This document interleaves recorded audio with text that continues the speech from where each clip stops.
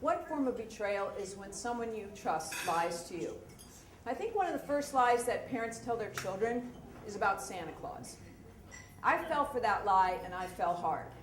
I grew up in a small town, and I found out many years later that one of our neighbors, Mr. Healy, worked as a department store Santa Claus. So one year when I was about 6, my sister and I went to see Santa. So as we're approaching this majestic figure with his thick, fluffy beard and his beautiful red suit with the white fur trim, his eyes, how they twinkled when he said, "Ho, ho, ho, it's the Heffron girls from up on the hill." Santa really does know everything. So I kept believing in him for a few more years until one Christmas Eve I was lying in bed in the room I shared with my sister, and of course I couldn't sleep because I knew Santa Claus was coming to town, to my town and to my house. So at one point I whispered to my sister, "Did you hear that?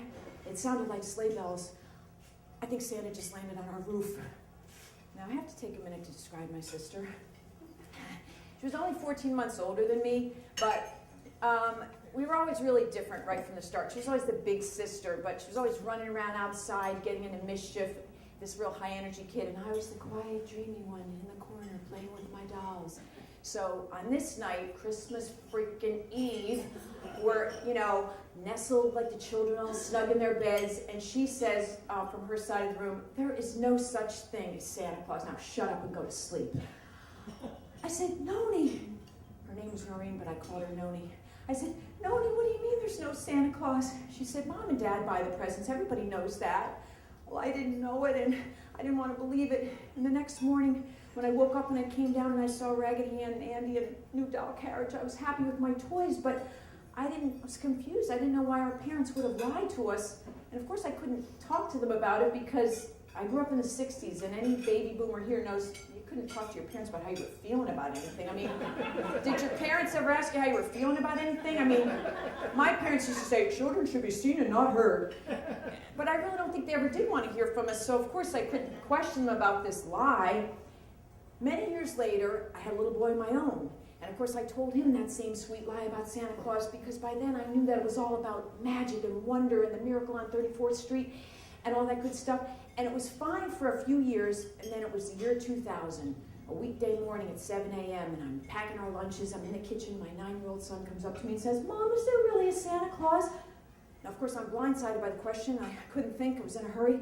So I start saying, St. Nicholas and Spirit of Christmas and, whatever I could think of to soften the blow. But you could tell the truth hit him, and it hit him hard.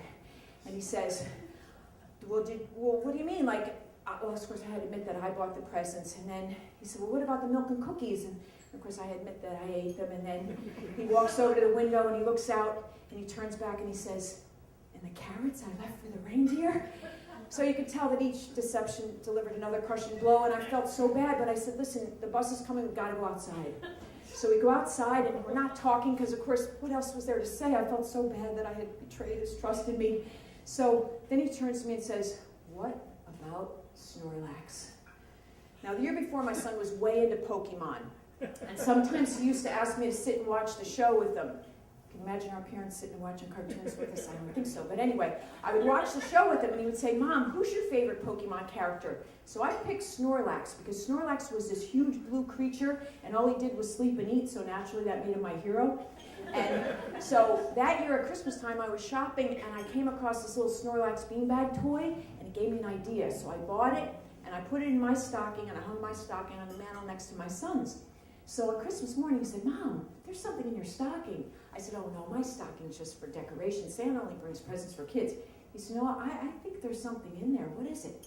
So I slowly pull out Snorlax, look at him, hug him to my chest, and say, "Santa really does know everything." So the next evening after dinner, he's playing downstairs, and I'm in my room just reading, trying to find some quiet time, and he comes up and says, "Hey, Mom, I brought Snorlax up for you." And he puts Snorlax on my bedside table. 15 years later, Snorlax is still perched on my bedside table. I have to move him when I dust, and he's getting a little dusty himself. And truth be told, sometimes when I reach over to turn off the lamp, I give his belly a little pat. I don't know why I've kept him around all these years. except that maybe it just reminds me of that tender moment when my little boy first put him there for me as my gift from Santa Claus. It was such a simple act of love, and that's something I can still believe in. Thank you.